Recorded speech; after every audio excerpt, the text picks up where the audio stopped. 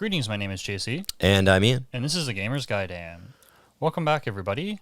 In this episode, we're going to be continuing on from an episode that we did a month ago, where Ian wanted me to play a game, Monkey Island. So, we originally had an episode. If you want to reference that one, it's above Ian's head for the little tag. And basically, we went over first impressions of the game because I had never played the game before, more than maybe 20 minutes or so. A lot of my friends have played the game and have tried to encourage me to play it, considering I am a fan of point-and-click adventure games, but as I mentioned in that game, at the time, I had a different game, and it wasn't until probably a few years after the game had come out that I had met a couple of friends who had the game, and I got access to it. So, finally, many years later, I decided to try the game out. Finally wore you down. Yeah. And it took a little while to set aside some time in order to play it. So I played it over this past weekend, and it took me around 10 hours to complete, 9 or 10 hours. I basically played all day Saturday and then finished it on the Sunday morning. And yeah, overall impressions still are fairly good. I would say that it is a pretty good point-and-click adventure game, especially for the time. And let's get into it. So the game is sort of set up into a bunch of different acts, and the genre of the game, you should probably aware, is pirates and adventure, effectively. In comedy. In comedy, yeah. I'm not a super fan of pirates. I do like pirates, but it's not like one of my probably favorite genres. Fantasy is more specifically my favorite genre. And the game that I was playing during this era, which I mentioned in the last episode, was likely at the same time that this came out, was King's Quest V. So, likely all contributors to sort of my thoughts on this. I just kind of wanted to get that out of the way because, other than Uncharted Waters and some other like Pirate Lego and maybe Hook the movie, like that was kind of like my limit of pirates at the time, effectively. So yeah, I really enjoyed the remake of this game. I do have nostalgia for the original feature. You press F10, I believe, in order to go back to the legacy graphics. I do respect how they kept that in there. However, there isn't a feature in the game that I spoke to last episode that I would like, which is having the voice acting, which is very well done in the old graphic style. I would definitely play a game that I had the similar types of graphics. They don't look bad or anything like that. Legend of Kyrandia is one of my probably top 5 series of point-and-click adventure games, and the graphics are very early 90s. And I don't have another way to play it, and it doesn't bother me that I don't have remade graphics. So I wish they would give the same style of treatment to other point-and-click adventure games. Obviously, some of them just weren't as successful, I suppose, is a way to put it, or they are not as large of cult classics is probably more accurate to warrant the treatment. Like there's a new Monkey Island game coming out presumably this year, which you mentioned last episode, which we talked about very briefly. I'm very excited to play that, but I think this series has one of the problems that many series have, and we sort of went over the last episode too, which is most people's favorite game is Monkey Island 2. And in my opinion, I don't think you should really play or you'd really understand as much as you could if you don't have any experience from Monkey Island 1. But Monkey Island 2 is a better game. And it's just like, I probably can't play this new Monkey Island game unless I get on it and start playing Monkey Island 2. So I guess I'm going to have to sort of, if I want to play that game, is play it. But it's for a existing player base, so I sort of understand. Yeah. And I mean, I know you mentioned that, like, it would be nice for other series to get this kind of treatment. Yeah. I'm stepping back a little bit here, but I think what's important about this series and why, especially like one in particular, is so sort of important is so many people this was their beginning. Yeah, for sure. right? Like this was Like Final Fantasy is the beginning of a lot of people's role-playing games, and Mario is the beginning of a lot of people's um, platforming games, and Monkey Island or a LucasArts game is generally a lot of people's introduction to yeah. point-and-click adventure games. And well, I mean, and a lot of people who were behind this was kind of what kicked them off, really. You know, they may have done things previously, but this was the thing that a lot of those people are remembered for. You know, Yeah. this is what, I mean, Ron Gilbert coming back to make a new Monkey Island is a big deal. And it's a big deal because he made the first one, right? And, Yeah. you know, that's why we remember guys like Tim Schafer and why we have Double Fine Studios now, because, you know, we had things like this back then that were such a big deal and so important to us. For sure. So that these guys were able to go forward and do more things. I'm not saying that, you know, the guys who maybe worked on the point and click adventure series that you enjoyed more when you were younger didn't go on and do more things. It was just For sure. it's just a little bit of that like cultural impact, and I mean LucasArts money. LucasArts money. Yeah. That's a big swinging factor right Yeah, there. because a lot of the, like, Legend of Kyrandia is the example, or one of them, is by Westwood Studios. And Westwood Studios was dissolved into EA Games, much like many companies have and will in the future, unfortunately. Yeah. The IPs effectively don't exist anymore. They're no longer the exact same thing or they're no longer even similar to the thing they used to be, I should say. Yeah. I.e. Command and Conquer. So, Yep. yeah, like the hope of something like that happening is likely nil, but it's kind of unfortunate. But we are seeing more and more games that are getting a treatment of the Redux, whether it's a complete remake or a remaster. And I'm thankful for it. I used to think that games that were remastered kind of were sort of coming from a person who hasn't sold any of the consoles that they've owned, or like any of the video games, and like has boxes of like of within their collection, and the hardware to properly upscale it. I didn't really see much of a point, but it gives access to people who do not have like that archive of things around, or Yeah. the only reason why I've been able to do is because I've done it for such a long time. Well, and that's the thing. Someone newer, maybe somebody younger, who's looking to get into this, some of these things just have such a high, like, entry point, right? I mean, if you wanted to get into something like, I mean, we're getting a little off topic here, but if you wanted to get into something like Saturn game collecting, It's impossible. yeah, you just can't. There's no where to start. If you're not picking up remakes of these things, Yeah. or remastered versions that are re-released on things, you're just not going to be able to play them. Exactly. You know, and not everybody has If like something like DOSBox didn't exist, or VMs come, I think it is, which runs the point-and-click adventure games, like a lot of these things wouldn't be playable now as Yeah. well, because like who has a like 286 computer still No, around nobody. yeah, exactly. But which is interesting because there was a Telltale game which I kind of looked into a little bit after I had completed it on the weekend to see what that one was all about. And it's kind of interesting because the comments on that video, on that store page, were very interesting to look at through my perspective as a person who didn't play Monkey Island, because some of them were like, "Oh, it's fantastic, another great Telltale game," and some of them were like, some of them were effectively that they didn't think that was good enough because it didn't adhere to the same standards that they thought were acceptable from the original game, because it was more linear, for example, was one of the points that I was seeing in the comments, though I would beg to differ. The game is incredibly linear with a little tiny bit of openness. Yeah.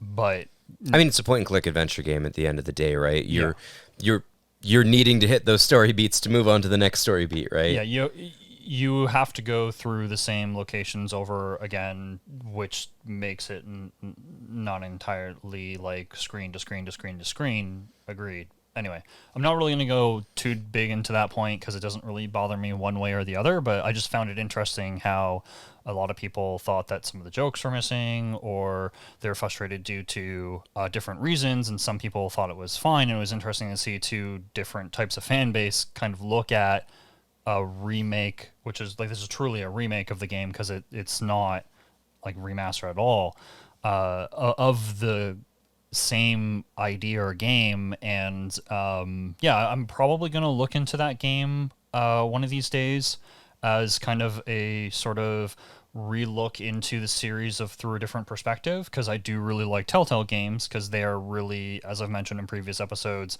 sort of what the evolution of point and click adventure games have become, sort of a la the House of the Dead or Wolf Among Us, or like the Life is Strange games and the Don't Nod games and things like that, or even the Batman games, and any other similar ones that I'm obviously forgetting. That's sort of what, in my opinion, that genre sort of like forked into, to use a development term. But anyway, yeah, so I thought that was kind of interesting too, sort of looking, now that I've finished the first game, I think it would be interesting to sort of see the differences between it and sort of how they handled it, because sometimes sometimes they're just as good but for a different way, and sometimes they're just the same or a little bit better or a little bit worse, and just kind of be interesting to see. But moving back to the original Monkey Island, I was a little bit disappointed by the graphics after sort of playing it for hours. And not the style or saying that they're bad. There's one thing that I didn't notice right away that now sticks out to me like a sore thumb. And that is, in the normal screen, the mouths move, but whenever it zooms into an actual image that they drew, there is animation on it, but none of the mouths move to pretend that they're talking. And that really, really started to bug me, and I have no idea why they chose to do that. Because having the mouth move, maybe it just looked really silly, or they considered it sort of a feature that wasn't really needed, but I kind of feel, especially from games of that era, that was kind of like one of the things where you'd see the little rectangle moving up and down always, and you kind of do see them talk whenever they're talking on the normal view of the game, but whenever you're talking to, like Governor Marley, for example, at the end of the game, they're just... and they're saying things, but they're not actually moving their mouths, and I was just like, okay. So I actually clicked the button to go over to the other version of the graphics, the original version of the graphics, to see, one, what they looked like on that same screen, which was really interesting to me because they looked more like a Cutthroat Island style drawing rather than a cartoon style drawing, which they chose for the remaster, which was really interesting. Aesthetic choice, which I agree with the new aesthetic choice. The old one is fine too. The mouths weren't moving there either. So I'm assuming it was simply because the original didn't, so they didn't do in the remaster. I still don't get it. Is it necessary? Yeah. No, but every time I saw it, it stuck out to me because it's an immersion thing. And I just, like, even at the time, I probably would have thought that was odd, to be honest with you. And that's kind of my biggest complaint graphically, other than a few things which I complained about before, about the interface, which is you have to press Control and Alt to bring up the menu. You mentioned to me in the remake of the second game, there's a radial wheel. There's a radial wheel in the second one, which is what you would have wanted in this. And it's interesting because I'm assuming at the time of the remake, which is a while ago now, the remake came out. I'm assuming they got those types of comments. Probably. And that's probably why they did the little bit of a change, because I do know original 1 to original 2, it was just kind of Scum Engine version 1, like version 2. Like, they were very similar interfaces. But no radio wheel to a radio wheel is a very different interface. So it's kind of funny though, because I went home after we finished recording that, and I started playing it right away. Like, we finished pretty late. I think it was like 11 o'clock or so at night, and I went home, and like I with the Xbox was only in the bedroom. My wife was asleep. I had to play it like with the volume like really low, but I'm like, I am playing this right now because I just watched you play it for an hour, and I'm like, oh, I need it. And yeah, so I finished it over the course of like a couple of days, and I did find that I would switch back to the classic interface a couple of times, because there were some sections where the new interface didn't work for me. Yeah, the drawing, sort of how it's drawn in certain maps or boards, whatever you want to call them, on the game, like for example, the dam, it's not as obvious that the dam is there in the new graphics as compared to the old graphics, where you can actually see sort of like a rocked up dam rather than sort of just a shoal of rocks. I found that was one example where, Yeah. yeah, I would definitely agree. 'Cause Well, it did I flip just back found and it was forth. like using like commands, like inputting certain commands, Like especially if it use was like item then this. Yeah. yes, or like 'Cause you especially gotta combining control and then items. alt. Yeah.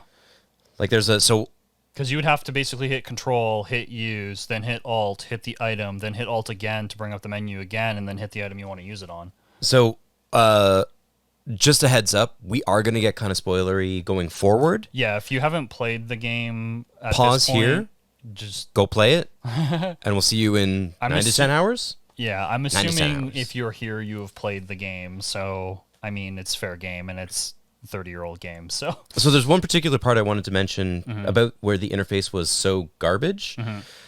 Was the I think it's in Act 2 when you're transporting the cups of grog from the Yeah. bar. So you pick up several That's empty in Act cups. Is this? Oh, it's end of Act 1. yeah, So you're picking up several empty cups, and then you fill one up with grog. And they tell you the ingredients early on. And there's like battery acid, and Yeah. this sounds super corrosive. So it starts melting right away. And you're trying to go through a couple of screens while it's melting down. Yeah. And you have to keep transferring it from cup to cup. And I found that doing that in the new interface was a lot more challenging and time consuming than how you would do it in the old interface. right, okay. So I can see that. I just switched back to the old interface and did it that way. Yeah, Because I mean, for one, I was used to the old interface to get that done because I've played through it so many times. Yeah. And then doing it in the new one, I'm like, ugh. You have to like go into this menu and then do this and then go into this Right. menu and do this. And it was just like, just let me click like 3 things, please. That's all I need to do. Use blank with blank. right. And one thing that I'm going to kind of bounce off of that idea is that I thought in my initial reactions with the original graphics that, and I still think the same thing, that it was really nice they were there, and that I might still play the game in the old graphics, so it's really cool that this feature is here. But now, sort of that I've played through the game, I would say I would never play the game in the old graphics, like at all. You wouldn't be able to convince me that it's worth my time. Okay. And I would say it's nice there for historical archival purposes. However, the only time that I ever actually switched back was just to sort of see how the artwork looked in the original pixel art, because I really like pixel art, and just the simple fact that I got used to the interface. So as I said in the first episode, I'm probably gonna get used to this, but it was just a little wonky at first because it's been a while since I played as Come Engine. I completely got used to the interface, and the fact that the voice acting isn't available, like, there's no reason, in my opinion, to sort of go back because of that one simple fact. Okay. The voice acting literally, like, if there was no voice acting in this game, I would say, and I really hate to say this because some people may think that the dialogue sort of carries this game. As a person who, I explained at the beginning of this episode, who's not super into pirates, the dialogue doesn't really carry this game as much as it does with the voice acting behind it. That's just sort of my thought behind, because the voice acting was stellar. It was fantastic, and I think that they chose the right voice actors for the job. And it was really, it did spoil the whole thing about the warden being LeChuck, because it was done by the same voice actor. Yeah. It's days like this that make you glad to be dead. I hope you haven't been taking this filthy vagrant too seriously. He'd say anything to avoid paying his debt to society. I think it was supposed to be obvious as like, haha, it's obviously a bad guy. But it was like kind of, in my opinion, if I was 10 years old, I probably would have been like, oh, it's like a bad guy. I likely wouldn't have guessed without any voice acting, oh, this is LeChuck. Because it's LeChuck's voice just masked a little bit. But me playing the game, I was just like, oh, it's LeChuck. Because he's like, I heard the psst, psst, right? And then I talked to him in the back alley, and I'm like, yeah, this is LeChuck. Because I just recognized the voice right away. And sure, I do understand that voice actors do different voices and there's no relation between it, but I'm just like, in this sort of instance, I can tell that this is kind of what they were sort of going for. Yeah. But yeah, the voice acting effectively, I would say, is a really big pillar of this game's, the remakes at least, success, in my opinion, of it impressing me. One thing I wanted to mention before we sort of get into each of the acts and sort of some highlights of each of those, one thing I notice is whenever I mentioned this in the last episode, I tend to, whenever I play these games, like have my Chromebook open and I take a lot of notes. I took a lot of notes for the first chapter, and I didn't take any notes for chapter 2 or chapter 3. And that's kind of indicative of the different sort of style changes of the different acts, and sort of you're in the island and in the city, you're on the boat, you're on the island, you're back into the city. Those are kind of like the 4 major arcs, effectively. And the one thing I noticed was that the portions of the game were way too linear later on after the city for me to even bother with notes. Yeah. Especially since I was just sitting down and I beat it in 2 sessions. So, like, basically I got to the island and then to Monkey Island at the end of the day on the first day that I played it. I'm like, okay, I'm going to play the rest of the game tomorrow, and then I just beat the rest of the game. And I felt that after the town was done and everything on Melee Island TM, that I didn't need notes anymore, which I found kind of interesting. But yeah, let's go into each of the acts and sort of kind of talk about some highlights and some things that I sort of and thoughts about each of them. Yeah.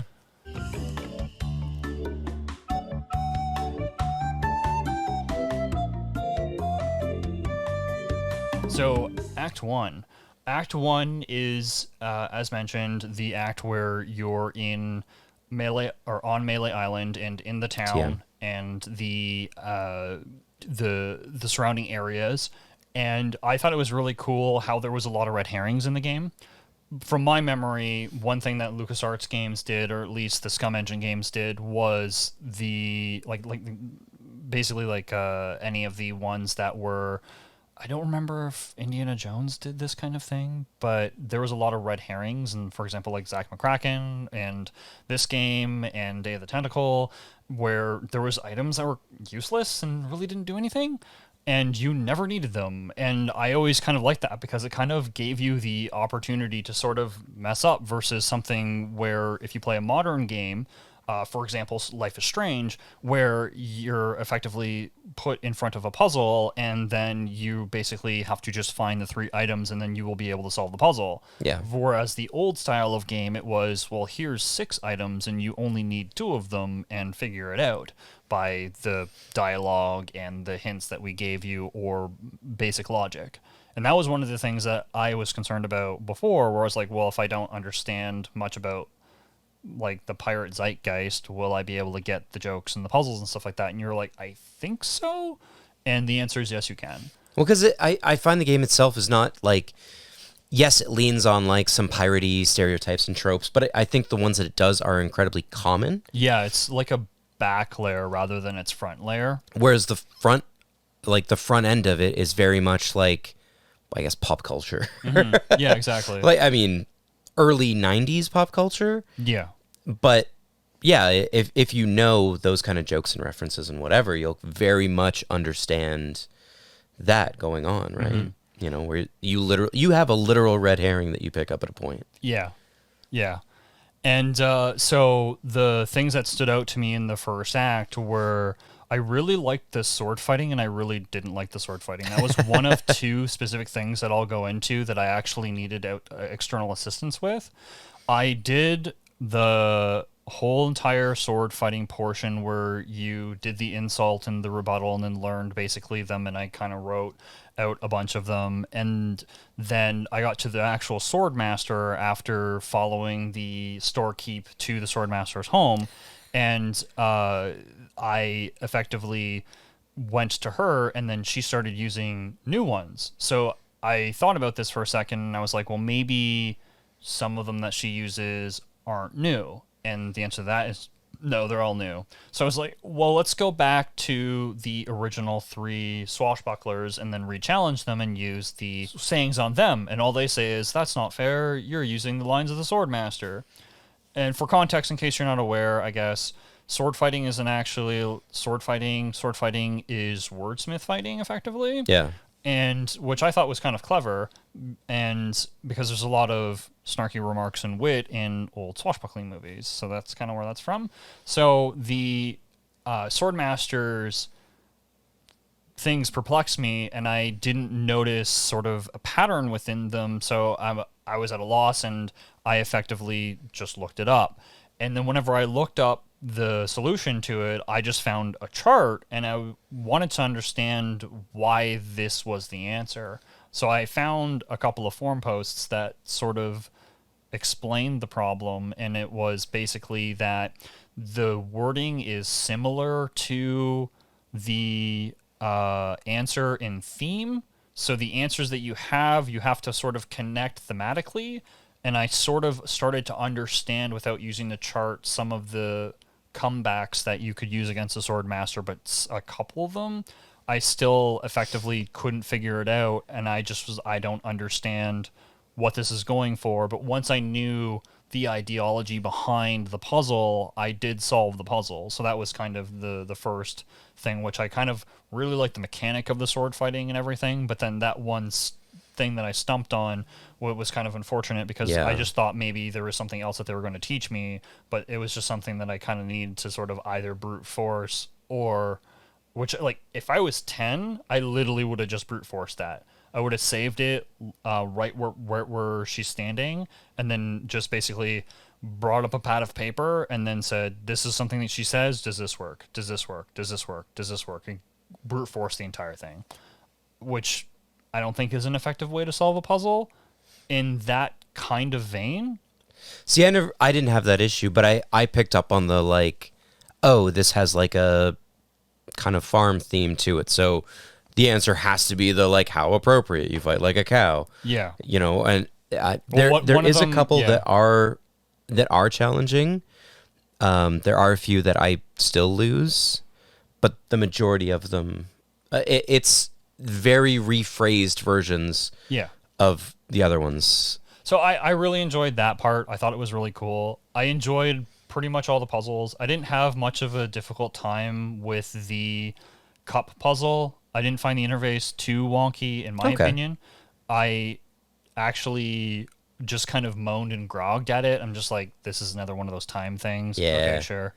Fine, let's do it. So I just kind of saved it and then went through and then kind of moved all the grog from cup to cup. A big miss for me was the rat thing. You talk to the Monty Python looking characters that are sitting on the barrel of rum jam, and the rat eventually leaves. There was also a rat in the who there's like a different storyline that's going on, which is the rat scared away the elephant and they wanted to work with the circus.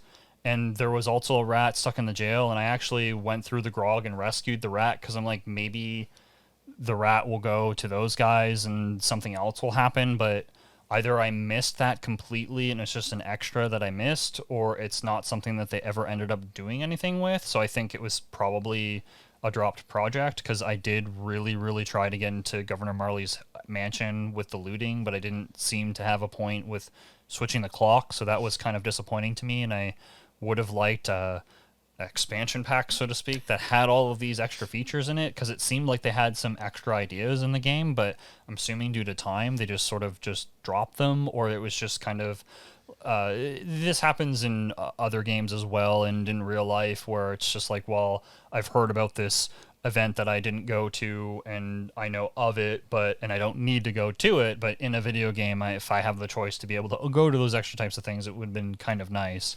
The other thing that I really enjoyed about the first act would probably have been, I laughed really hard whenever I figured out that the zipline was with the chicken, but I actually figured the rubber that chicken out, with the pulley in the middle? Yeah, I figured it out within 5 seconds, though, because I went up to it, And then I was like, okay, well, how do you get across here? Do you need like a piece of rope to sort of swing across? And then I opened up my items to look at them, and I'm like, I bet you it's the rubber with the rubber chicken with a pulley in it.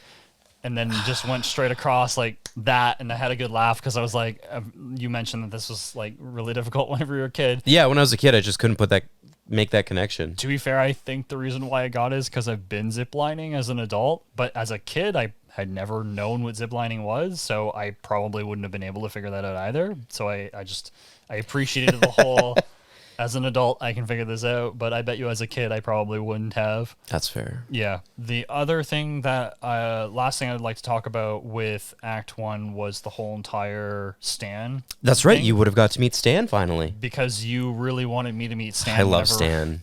Whenever we did the first impressions thing, and he was quite comical. I loved his gestures because it was overly like flamboyantly over the top that it just made the character for me. Well, and as soon as he starts talking, his limbs start flailing. Yeah, When exactly. I love that one of the dialogue options is just like, I just wanted to see you squirm a little bit more. Yeah, Yeah.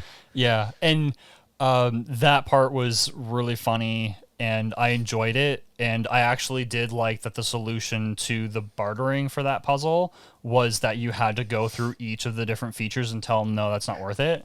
And because I didn't get that at first, and I actually talked with him and then left, and then tried to do some other things. I'm like, well, there doesn't seem to be anything else that I can do. I am at the point where I just need to get a ship because I've gotten all the crew members. Yeah. So I went back, and then I went through his dialogue again. I'm like, I wonder if I actually have to say no to all these extra features, and that's why he's asking me for 10,000 pieces of 8. And then that actually ended up working, and I'm like, oh, okay, so he's assuming that he's basically overcharging me because of all these stupid features that I don't need. It's kind of funny because I don't even know why it matters how much you're paying for it. You take the credit slip from the... You're not paying for it anyways. No, but the credit slip explicitly states up to $5,000. Oh, okay. I forgot that then. Yeah, no, the credit slip actually says that he like any amount up to $5,000. Yeah. So yeah, so I did enjoy the character. I'm glad you finally fill enjoyed in on Stan. that. Yeah, but let's go on to the other act. So Act 2. What's going on here? Where's our ship? Where's our crew? This isn't gonna be as easy as I thought.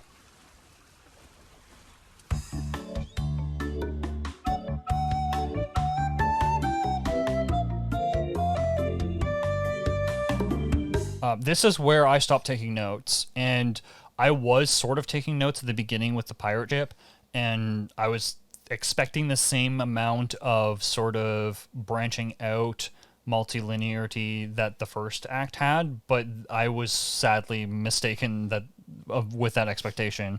It became very linear. The game was still good.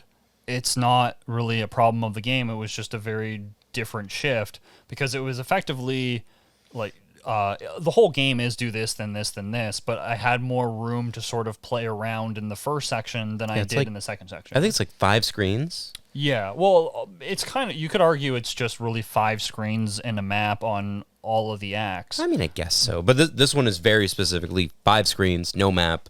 Yeah. You know, you're either on the deck, in the captain's quarters, below deck. I think there's like 2 below decks. Yeah. And then a kitchen. Yeah. And that's it. But and the crow's nest. Yeah, there's the crow's nest too. But so you could argue it's sort of similar number of areas just because it's just screens. But the linearity was just too overt to me in comparison, and that kind of stood out as a sore thumb. So I would give it kind of a negative review in that respect. But this doesn't hinder it in any way, in my opinion. The cool thing I thought was, it took me a while to open up the cereal box because I just started like trying a bunch of things. I'm like, oh, right, there was toys in cereal boxes whenever I was a kid. Yeah. And I had a pretty good nostalgic moment with that, and that was pretty cool. I really appreciated the mutiny and how the mutiny actually was just the pirates having a tan. Yeah. That was fantastic. They just refused to listen to you. Yep. They decided to take a vacation. Yeah. And And they're then just- later they were like, we're leaving, aren't you coming? And like, wait, how did you get through the maze? Which I'll talk about in a minute. But it's like, how did you get in the maze? It's like, what are you talking about? Let's go. We're going back to Melee Island. This is boring. We're at a sunscreen. And so yeah, I really appreciated that story beat in the part. But moving on to actual Monkey Island.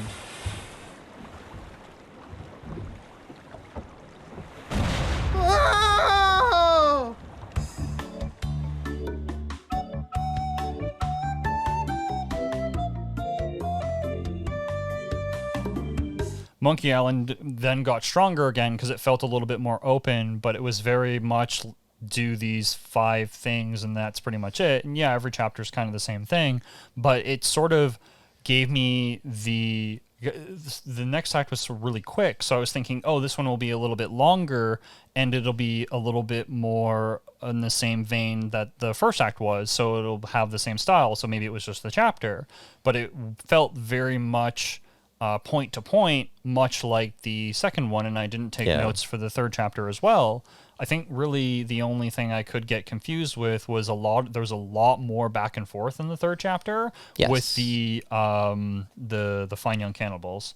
But well, I did find that I still think the third chapter has some great characters because the cannibals are great, especially with the voice acting, because they just sound like kind of sound like what an 80s like yuppie would be, like, you know, really upscale and like we can't eat them because of cholesterol and like they're cannibals, but they're which is maybe funny because vegans. we're kind of going through that similar types of phases today in our modern 2020s. It's really funny kind of hearing them talk, and then you go and talk to Herman, the hermit. Yeah. And he sounds like the like old timey prospector, and he's always complaining about how he's been there for so long, and like, oh, you're here to rescue me. That's your ship, right? You're like, yeah, yeah, that's why I'm here. And you end up forgetting him at the end. That was, I actually mentioned that before the game mentioned, oh, we forgot to pick up Herman. I'm like, wait, we didn't bring back Herman. Uh-oh. I bet you he's in the second game, but yeah. So, I would say I like the first act, and then the third act with the actual Monkey Island, like second, and then third. Although I really liked the Mutiny, I'd have to place that third. But doing everything was kind of neat because I did enjoy the puzzles of the third act. Just as much as all the puzzles in all the games. None of them overly frustrated me. In the third act, the one thing that I would mention, since I said there was 2 things that I got really stuck on, was the dam. So I knew where the dam was, and I knew that I was supposed to break the dam with the gunpowder. I had the gunpowder sitting on the dam, and I just didn't know how to ignite it. And I was looking around for something to ignite it, like I needed either flint or a match or something in my inventory in order to solve it. And if you've played the game before, you're probably like, you had flint in your inventory, you fool. And that's the thing. It says strange looking rock or something like that, or important looking rock. And I didn't understand that was flint. And you look at it and it's just like, oh, it's a weird looking rock. Yeah, you didn't make that connection right out. I didn't make the connection right away. And I did a search and I found a post, and all the post said was use a flint in your inventory. I'm like, okay, there's flint somewhere. So I looked at my inventory again. I'm like, is this flint? So then I tried to use the actual flint on the gunpowder. Like maybe he can just hit the rock beside him. I'm like, oh, that didn't work. So I just used it on a bunch of different items. And after a couple of items, the cannonball, I'm like, oh, right, it's like a stone, so you could just like spark off the flint and explode. So that kind of hooked me up a little tiny bit, but I just didn't really... I think you can technically use it off of any metal item in your inventory, because the cannonballs are going to be metal. I think I usually use the like spyglass. I tried using the spyglass on the actual, because I was like, use the sun. Yeah, the sun, and I thought that was the solution. So I ended up I tried to open everything, and I opened up the spyglass, and I tried to basically use the spyglass to create fire from the beam from the sun, and that didn't work. So I was really perplexed after I solved that part of the problem, and I just didn't understand. So yeah, I needed to be told to use the flint in your inventory, and finally it made sense. But It's funny because that's I mean, I never get stuck at that part. Mm-hmm. When you said I got stuck at 2 parts, I was like, oh, was it the banana picker? Yeah, I didn't because get stuck that's on the that. part that I always get stuck at. I always get stuck getting the banana picker out of the hut because I always forget to go give a whole bunch of bananas to the monkey to get the monkey to let you into the like great monkey head Yeah. area so that you can pick up the little idol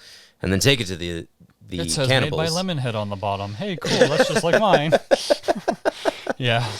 The one thing I would say I was worried about with the third act with the Monkey Island was I was just, oh, here you go. You like bananas? Have a banana. And I gave it to him in pieces as I got them. And then I thought, wait, what if I need this banana later for something completely different? Because they're not respawning. And this actually locks me out of something in the game. I better make a separate save because I'll have to go back. I had one save for each act. Yeah. Like, I don't really want to have to go back all the way back. I hope this isn't like a lock that prevents me from beating it. But thankfully, after 5 of them, because after 3 of them, he'll follow you a little bit, and then Yeah. he'll just walk back to his original area.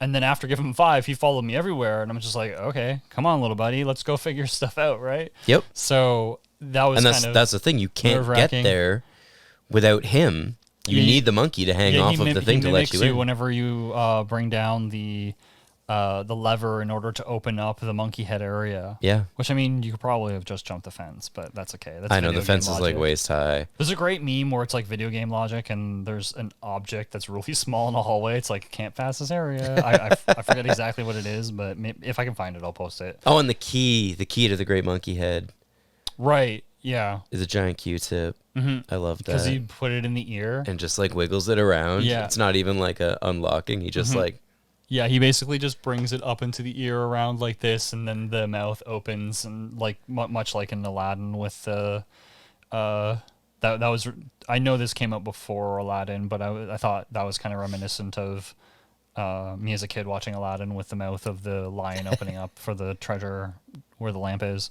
Anyway, so that was kind of my thoughts on the other chapter. I really enjoyed the characters. I agree with basically all the chapters. yeah. I think that's the second most enduring part of this game is that the characters are well written, and I have a hypothesis that one of the reasons why people love 2 so much is because of the characters, and unfortunately you kind of need the background to appreciate it as much as you can from the first one to play the second one. So whenever I eventually do get to the second game, which I'm not going to jump right into because I'm going to be honest, I'm a little Monkey Island. Like it didn't feel something that I want to plow through 4 different games and beat them all within a week and things. I'm probably going to look at it maybe in a few months or something and then play the game. But I don't think that's indicative of my enjoyment of the game or how good the game is, to be honest, for me. I know some people may think that, but just to be Well, clear. that'd be nice, but I am trying to catch a ride to a wedding on Melee Island. We were about to head back there anyway. You can come along. Great! How did you get in here without using the head? What? Well, I mean, that is, you don't seem to have a head, and... What? Never mind.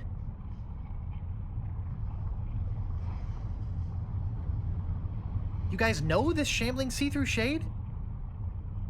The one with the slippery grip on his head? You've got to get over this obsession with heads, Threepwood. We've got to get back to Melee Island. No kidding. Yeah, we're out of sunscreen. Come on, let's go.